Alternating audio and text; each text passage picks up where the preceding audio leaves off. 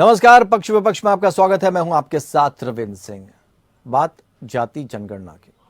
बिहार सरकार ने जाति जनगणना पूरी करने की समय सीमा 2 महीने बढ़ा दी है। इसे लेकर राज्य की राजनीति में अब उबाल आ गया है। नीतीश मंत्रिमंडल ने जाति आधारित जनगणना का काम पूरा करने की तय समय सीमा फरवरी 2023 से बढ़ाकर मई 2023 करने की स्वीकृति दे दी। इसे लेकर बीजेपी नीतीश सरकार पर हमलावर हो गई।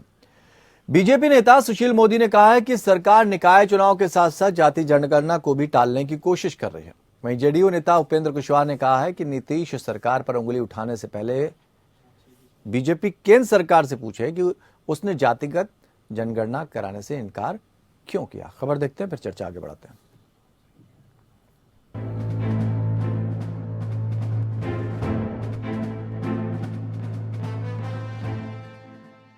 मुख्यमंत्री नीतीश कुमार की अगुवाई में हुई मंत्रिमंडल की बैठक में जाति जनगणना पूरा करने की समय सीमा 2 महीने बढ़ाने का फैसला किया गया। अब जाति जनगणना पूरी करने के लिए फरवरी 2023 के बजाय मई 2023 तक का समय दे दिया गया है।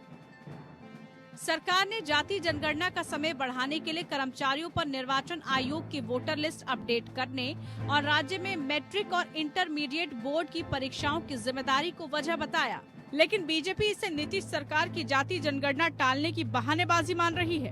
पूर्व उप मुख्यमंत्री और बीजेपी नेता सुशील मोदी का कहना है कि नीतीश सरकार इसी बहाने निकाय चुनाव टालना चाहती है, इसलिए जाति जनगणना के अपने वायदे से मुकर रही है। बिहार सरकार जातीय जनगणना को टालने का बहाना खोज रही है। अब सरकार ने निर्णय लिया है कि फरवरी की बजाय उसको मई में पूरा किया जाएगा। क्या सरकार को ये नहीं मालूम था कि मैट्रिक और इंटर की परीक्षा कब होती है? तो सरकार को नहीं मालूम था इलेक्शन कमीशन ऑफ इंडिया मतदाता सूची का पुनरीक्षण कब करती है? सरकार बहाना खोज रही है। जिस तरह से नगर निकाय चुनाव को टाल दिया गया, उसी प्रकार अब जातीय गणना को टाला जा रहा है। सुशील मोदी ने दावा किया कि सरकार को मतदाता सूची के पुनरीक्षण की जानकारी पहले से ही थी और मैट्रिक इंटर की परीक्षाओं की तिथि भी पहले से तय है। उन्होंने कहा कि जातीय जनगणना कराने के लिए कैबिनेट का फैसला 2 जून को हुआ, लेकिन अभी तक न मकानों की गिनती और नंबरिंग हुई, न जिला और ब्लॉक स्तर पर अधिकारियों को प्रशिक्षण दिया गया। सुशील मोदी के इस आरोप पर सत्तारूढ़ जेडीयू बीजेपी पर हमलावर हो गई। जेडीयू नेता उपेंद्र कुशवाहा ने कहा कि बीजेपी निश्चिंत रहे, ज्यादा हाय तौबा मचाने की जरूरत नहीं। उपेंद्र कुशवाहा ने बीजेपी पर पलटवार कर हमला बोलते हुए कहा कि सुशील मोदी को पहले मोदी सरकार से पूछना चाहिए कि उन्होंने जाति जनगणना की मांग क्यों ठुकरा दी। उनके इनकार के बाद ही नीतीश कुमार ने जाति जनगणना कराने का फैसला किया। हाल ही में ईडब्ल्यूएस कोटा को अदालत से मंजूरी मिलने का स्वागत करते हुए नीतीश ने केंद्र सरकार से जाति जनगणना कराने की मांग दोबारा उठाई थी। और आप जान लीजिए कि ये जो गणना है, ये एक एक चीज का गणना है। हर समुदाय का, हर तरह का, किसी भी धर्म को मानने वाले हो, सबका पूरा का पूरा, और सबका ये भी जानने की कोशिश होगी कि उनकी आर्थिक स्थिति क्या है। तो बहुत अच्छे ढंग से किया जाएगा, एक एक तरह का, हर परिवार का। और उसके बारे में तो हम बता चुके हैं, हम लोग सर्वसम्मति से निर्णय लेकर के सब बात किए, तो उसमें किसी प्रकार का नहीं, बहुत अच्छा बनेगा। एक बार जो गिनती होने न दीजिए ना गणना, और इतना बढ़िया से होगा। और बराबर हम लोग पार्टियों को जानकारी देते रहेंगे, ये भी हमने कह दिया है। नीतीश कुमार की इस मांग पर समर्थन महागठबंधन में शामिल कांग्रेस ने भी किया है। राहुल गांधी ने भी हाल ही में मोदी सरकार से 2011 की सामाजिक आर्थिक आधार पर हुई जनगणना के आंकड़े जारी करने की मांग की है।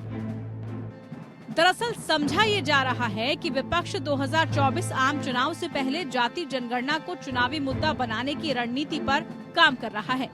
ऐसे में पिछड़े वर्ग की मसीहा का दावा करने वाली बीजेपी भी जाति जनगणना को लेकर अपना दावा छोड़ना नहीं चाहती। हालांकि बिहार के नेताओं के प्रतिनिधि मंडल ने नीतीश की अगुवाई में प्रधानमंत्री नरेंद्र मोदी से मुलाकात कर ये मांग उठाई थी, लेकिन केंद्र सरकार ने इस मांग को ठुकरा दिया था। बीजेपी जहां अगले आम चुनाव से पहले हिंदू ध्रुवीकरण की राजनीति कर रही है, तो वहीं विपक्ष जाति जनगणना के जरिए बीजेपी को घेरने की फिराक में है। Bureau report, APN news.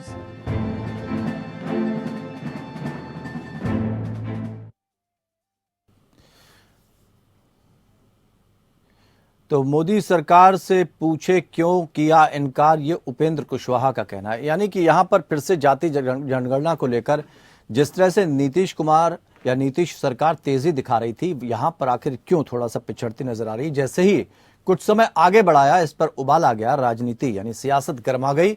अब एक दूसरे पर आरोप प्रत्यारोप का दौर फिर से शुरू हो गया। आखिर जातिगत जनगणना कराए जाने की जब बात की जा रही है, किसको फायदा किसका नुकसान, और ये इस तरह से उबाल क्यों ले आता है ये मामला, इसको भी हम समझने की कोशिश करेंगे। 3 खास मेहमान इस चर्चा में हमारे साथ शामिल होंगे, जिनके बात करेंगे। आपसे रूबरू करा देते हैं। आनंद शंकर भारतीय जनता पार्टी की तरफ से अपनी बात रखेंगे। प्रोफेसर के त्रिपाठी प्रवक्ता जेडीयू हमारी तरफ से अपनी बात रखेंगे, जेडीयू की तरफ से। अशोक सिंह प्रवक्ता आरजेडी की तरफ से अपनी बात रखेंगे। आप सभी मेहमानों का बहुत बहुत स्वागत करते हैं। और के त्रिपाठी जी, पहले तेजी, फिर एकदम से चीजों को आगे बढ़ा दिया जाता है, मंशा क्या है आखिर? देखिए, जातीय जनगणना का सवाल पे माननीय नीतीश कुमार ने बहुत पहले फैसला लिया था और इस फैसला के पहले ही केंद्र सरकार से एक डेलीगेशन बिहार के तमाम विपक्ष के लोग भी जा करके माननीय नरेंद्र मोदी से जातीय जनगणना के लिए पूरे देश में कराने की उनसे मांग की। ठीक। लेकिन केंद्र सरकार ने किन्हीं कारणों उससे इनकार किया, जातीय जनगणना के सवाल पे तैयार नहीं दिए। जबकि ये जातीय जनगणना एक ऐसा जनगणना होगा जिससे जो डिमांड है, जो बैकवर्ड क्लास का या जो उपेक्षित लोग हैं, वंचित लोग तो करवा लेते, तेजी दिखा लेते, ये आगे क्यों बढ़ा दी गई? सवाल तो ये है ना। उनका नहीं, मेरी बात तो सुनिए, थोड़ा समझ लीजिए। उनके डाटा को अगर एक जगह आ जाएगा तो हमको भारतीय राजनीति में उस सवालों को हमेशा के लिए बंद करने के लिए तैयारी हो जाएगी कि हमारे पास होमवर्क है, ये इतनी जातियां हैं, इनको ये लाभ मिलना चाहिए। देखिए, वो तो ठीक है, वो तो चीज समझ में आ गई ना। ठीक है, वो सारी बातें समझ में आती हैं और समझ में आ गई, क्योंकि कई बार इस मुद्दे पर बहस हो चुकी है। लेकिन सवाल ये है कि आगे बढ़ाने के पीछे का मकसद क्या है? अब देखिए, ये सरकार का काम है, क्योंकि सरकार की योजनाएं बिहार में लागू हो रही है। जो नई योजनाएं हैं, जो तमाम जनगणना का सवाल 2024 का चुनाव आ रहा है, मतदाता की सूची बन रही है, वही लोग हैं, उन्हीं लोगों को वो भी काम करना, वो भी जातीय जनगणना भी करना है। तो कहीं कहीं मुख्यमंत्री ने देखा होगा और उनको इनपुट मिला होगा कि कहीं कहीं कोई परेशानी आ रही है और ये समय से नहीं हो पाया। तो दो महीने का समय कोई बहुत बड़ा समय नहीं है। अगर बिहार नहीं तो अगर केंद्र की तरफ से देरी हो रही है तब तो दिक्कत हो जाती है। ठीक है, अशोक सिंह जी, डाटा को अशोक सिंह जी साथ में है, क्योंकि पहले तो ठीक है, के त्रिपाठी जी होगी आपकी बात। अशोक सिंह जी, पहले तो ये कहा जा रहा है जल्दी से जल्दी करवाई जाए, बहुत तेजी दिखाई जा रही थी, सियासी उबाल आ गया था, अब 2 महीने आगे बढ़ा दी गई, देरी किस लिए भाई?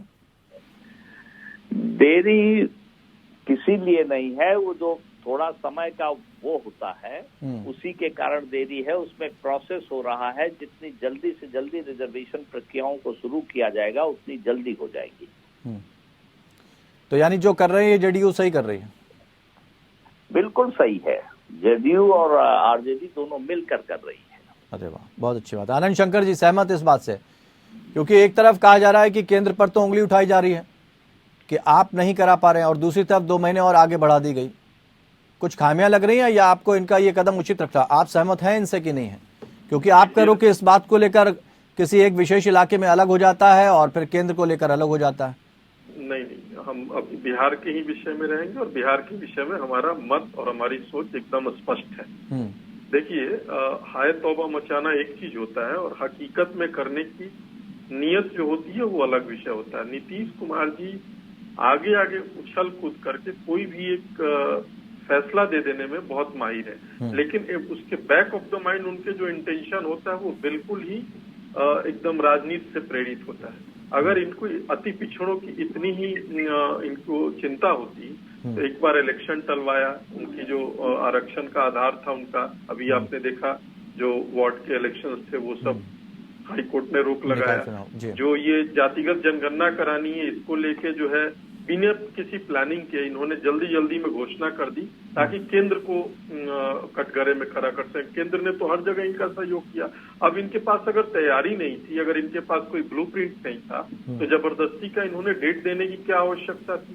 हर जगह इन्होंने, चाहे शराबबंदी हो, चाहे कोई भी नीति हो, बिना किसी सोचे समझे, बिना किसी समीक्षा के घोषणा करने के मास्टर हो गए हैं ये, और उसकी हकीकत कुछ और है। नहीं, लेकिन वो तो कह रहे हैं हम पूरे दलबल के साथ आपके पास गए थे, सारी बातचीत हुई थी, लेकिन आप ही ने मना कर दिया जाते रविंद्र जी, हमने अगुवाई करी थी उस दलबल की। हमारे पूरे सभी वरिष्ठ नेतागण साथ में थे, प्रधानमंत्री से मिले थे। तो ऐसा नहीं कह सकते कि वही दलबल के साथ गए थे। हम पूरे सर्वदलीय मंडल गया था बिहार से प्रधानमंत्री जी के पास, और प्रधानमंत्री जी के पास जाने वालों में भारतीय जनता पार्टी की अग्रणी भूमिका थी। भारतीय जनता पार्टी सदैव से अति पिछड़ा और सभी वर्गों को साथ लेके चलने तो केंद्र के स्तर पर इसकी पहल कर देनी चाहिए ताकि जो आरोप लग रहे हैं भारतीय जनता पार्टी पे वो ना लगे। कुछ चीजें तो राज्य का विशेषाधिकार है ना रविंद्र जी, आप तो समझ सकते हैं इन चीजों को।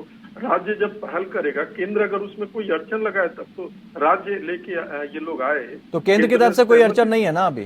कहीं कोई अड़चन नहीं है, एकदम अड़चन नहीं। केंद्र शुरू करा सकती है। केंद्र कैसे? तो 2011 में हुई थी जातिगत जनगणना, उसको आंकड़े जारी कर दिए गए, लेकिन जातिगत आंकड़े जारी नहीं किए गए। आंकड़े नहीं जारी किए गए, डाटा दिया। कुछ चीजें राज्य का विशेषाधिकार है, राज्य करे, केंद्र का उसमें पूर्ण रूप से सहयोग है। भाई 2011 का जो जनगणना का डाटा 2011 में मैंने वही कहा, आंकड़े जारी किए गए थे, लेकिन जातिगत आंकड़े जारी नहीं किए गए थे। देखिए ना, 2011 में इनके ही कांग्रेस की सरकार थी, तो पूछिए ना उनसे क्यों नहीं जारी किया गया, क्यों किया गया, क्यों रोक के रखा गया। अरे भाई अब भी तो आप जारी कर सकते हैं, केंद्र सरकार तो अभी जारी कर सकती है। अभी भारत सरकार के पास, भारत के प्रधानमंत्री जी, गृह मंत्री जी, आपकी पार्टी के हैं, वो जारी कर सकते हैं। प्रोफेसर साहब आप चीजों को लेके आए, भारतीय जनता पार्टी के शीर्षस्थ नेतृत्व, भारतीय जनता पार्टी के मना किया गया मंत्री है, उनके पास डाटा रखा हुआ। मनसा ही नहीं है, असल में आपकी मनसा ही नहीं है इस काम करने की। आपको अरे नहीं भाई, ये आप इतने आनंद शंकर जी, के त्रिपाठी, आनंद जी, क्यों जा रहे हैं? के त्रिपाठी जी, वर्षों से हमारे साथ इनका गठबंधन था, शराबबंदी पे मोहर इन्होंने लगाई, जितने भी कार्य विकास के हुए हो बिहार में, सब पे तो इनकी ही मोहर लगी हुई है। ठीक है, फिर मतभेद यहाँ कैसे शुरू होगा? आज नीतीश कुमार को कटघरे में वो तो ये कह रहे हैं ना, आनंद शंकर जी कह रहे हैं कि आप जब गए थे, बैठक हुई थी सर्वदलीय, उसके बाद सारी चीजें तो उन्होंने स्पष्ट कर दी थी, तो राज्य सरकार भी तो कोई काम करेगी, सारे काम केंद्र कर लेगी। बिल्कुल, राज्य सरकार तो काम कर ही रही है, राज्य सरकार तो इतना अच्छा काम कर रही है। जनगणना सेंसस का काम तो अगर केंद्र का ही 2 महीना का समय बढ़ गया तो इनके पेट में दर्द क्यों हो रहा? दर्द क्यों हो रहा? आनंद शंकर जी, बात तो वही है ना कि अगर नहीं आंकड़े जारी हुए तो उन जातिगत आंकड़ों को जारी कर देना चाहिए, सारी समस्या का एक बार में ही समाधान निकल जाएगा। दोषारोपण करने से अच्छा, क्योंकि सारी चीज तो केंद्र के हाथ में है। क्लियर हो जाएगी, केंद्र के पास रखा हुआ डाटा। अपनी पूरी बात रख दूं। हाँ, के त्रिपाठी जी बोलने दीजिए। आनंद जी, मैं ये कह रहा हूँ त्रिपाठी जी, आपकी मंशा बिल्कुल, आपकी जो मंशा थी, हम लोगों ने आगे बढ़ के 2 कदम साथ दिया। अब आप ही की मंशा नहीं है उसको आगे बढ़ाने की, तो हम लोग क्या करें? केंद्र के पास और भी बहुत सारी चीजें हैं देखने की, ये भी एक चीज है, लेकिन ये राज्य का विशेषाधिकार है, आप लेके आगे बढ़िए। केंद्र अगर कहीं अड़चन नहीं तो केंद्र की प्रायोरिटी में नहीं है क्या जातिगत जनगणना? बिल्कुल है, केंद्र के प्राथमिकता ये सही है, लेकिन अभी की प्राथमिकता में ये राज्य के तरफ से ये प्रस्ताव आया था। रवि जी कल ये घोषित कर दे, कल ही से खत्म हो जाएगा। इन्होंने अपने से समय निर्धारित किया। आपको तो फायदा मिल जाएगा, आपको तो फायदा मिल जाएगा। अगर आप अभी कह देंगे तो हो सकता है कि काफी वोट बैंक आपकी तरफ झुक जाए। नहीं, देखिए हम लोग, Bharatiya Janata party vote bank की राजनीति नहीं करती, 140 करोड़ लोगों के विकास की बात सोचती है, सबका साथ सबका विकास। और अच्छा, तो सोशल इंजीनियरिंग किस बात की होती है आनंद शंकर जी? फिर उत्तर प्रदेश में जिस तरह की सोशल इंजीनियरिंग की गई, आपके पास बेहतर चाणक्य भी हैं इस सोशल इंजीनियरिंग के लिए। रविंद्र जी, हम उससे कहाँ डिफरेंशिएट तो सोशल इंजीनियरिंग के माने क्या होते हैं? सोशल इंजीनियरिंग तो ये सच्चाई है, आपके संविधान की तरफ से दिया हुआ एक ऐसा सत्य है जिसको ना आप नकार सकते हैं ना मैं नकार सकता हूँ। सोशल इंजीनियरिंग जो है वो तो करना ही है, वो तो एक सामाजिक संरचना है जिसके बुनियाद पर आपके यहाँ लोकतंत्र का चुनाव होता है। और 140 करोड़ की बात क्यों होती है? ठीक है, के त्रिपाठी जी बहुत क्लियर है। अगर चलिए ठीक है, केंद्र ने अगर उस चीज को ये थोड़ा डिले कर रही है, तो आप कम से कम 2 कदम आगे उठाकर अपनी समय सीमा जो आपने निर्धारित की है 2 जून को जब ये कैबिनेट में फैसला लिया गया था, उसके बाद ये डिले क्यों होता जा रहा? उसमें तेजी दिखाई जानी चाहिए थी। तो कहीं ना कहीं आपकी मंशा पर भी तो सवाल उठ रहे हैं ना। रवीन जी, हमने तो ये कहा था कि जाकर के एक डेलीगेशन को लेकर के प्रधानमंत्री से अर्ज किया था, ये मांग रखी गई थी कि भाई आप 2011 के आंकड़े को सार्वजनिक कर दीजिए। अगर वो आंकड़े सार्वजनिक हो जाते तो कहीं चेक कराने की जरूरत नहीं थी। एक बड़ी महत्वपूर्ण बात है रविंद्र जी, मैं इसमें जोड़ देना चाहता हूँ जी। के त्रिपाठी जी, के त्रिपाठी जी, एक बहुत महत्वपूर्ण के त्रिपाठी जी, के त्रिपाठी जी कुछ कहना चाह रहे हैं। आनंद शंकर जी कुछ बोलना चाह रहे हैं आपसे। त्रिपाठी जी 1 सेकंड 10 सेकंड बस। अरे भाई आप ही सुन तो लेते हैं क्या कह रहे हैं, सुन लेते हैं, एक बार सुन लेते हैं। बिना किसी होमवर्क के आगे बढ़ने का यही नतीजा होता है रविंद्र जी। इन्होंने जल्दबाजी में एक फंड अलॉट कर दिया 500 करोड़ का।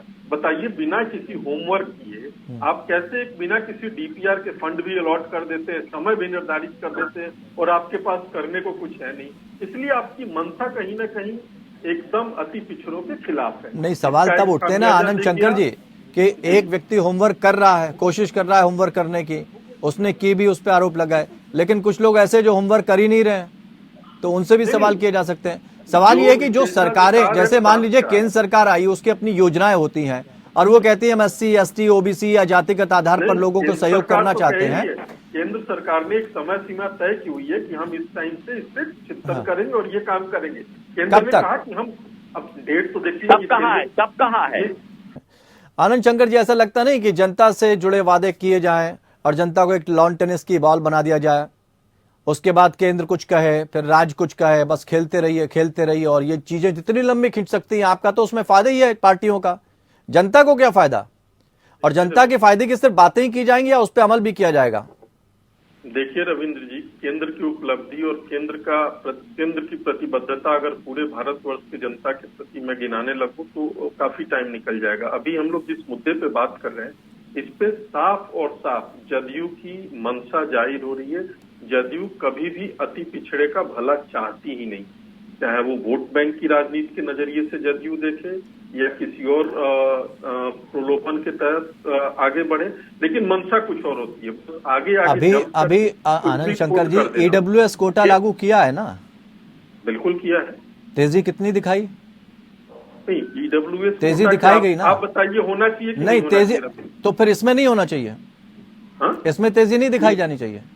क्यों नहीं तेजी दिखानी चाहिए? लेकिन कुछ चीजें जब राज्य के विशेषाधिकार में, ये राज्य ने पहल की है इस चीज की और केंद्र कह रहा है ठीक है आप करिए, हम आपके साथ हैं। वो तो कह रहे हैं कि आप कर ही नहीं रहे ना, उनका आरोप तो यही है। अच्छा बताइए, कहाँ मैं एक कोई प्रमाण दिखा दे जिसमें भारतीय जनता पार्टी ने अड़चन लगाई हो रविंद्र जी। मैं आपको वो फोटो अभी व्हाट्सएप कर देता हूँ जिसमें डेलीगेशन भारतीय जनता पार्टी का प्रधानमंत्री जी से मिलने आया था। प्रधानमंत्री जी ने स्वीकृति दी कि ठीक है आप लोग आगे बढ़िए, जहां जैसा सहयोग लगेगा हम करेंगे। अब बताइए, इन्होंने आप कैबिनेट की बैठक करी, अपने आप डेट आगे बढ़ा दिया, तो इसमें हम क्या कर सकते हैं? हम न सरकार में है वहां पे न कहीं। अरंगा इन्होंने लगाया, जल्दबाजी में निर्णय इन्होंने लिया, फंड एलोकेट इन्होंने किया, बिना किसी डीपीआर के।